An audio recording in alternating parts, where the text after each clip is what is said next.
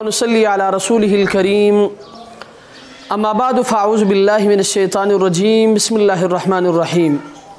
चतराल से मोहतरम इब्राहिम साहब ने सवाल किया है। उनका सवाल ये है कि मैं और मेरे वालिद साहब एक साथ पैसा कमाते हैं, कारोबार करते हैं और पैसे मेरे वालिद साहब के हाथ में होते हैं, तसर्रुफ़ भी वो करता है और कब्ज़ा भी उन्हीं का है और वो रकम निसाब के बराबर भी है। आया साल गुज़रने के बाद मुझ पर ज़कात वाजिब होगा या नहीं?